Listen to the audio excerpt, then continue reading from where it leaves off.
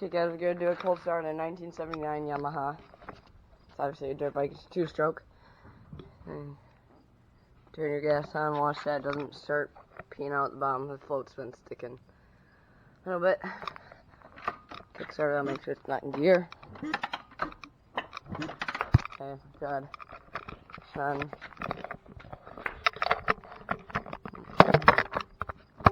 Let's start it up. Okay, there's the choke. See what happens.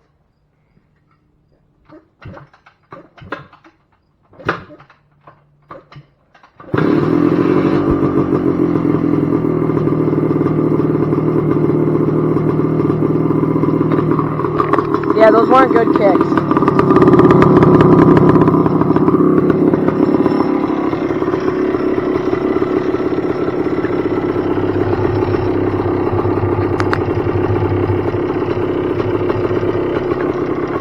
Brand new fuel.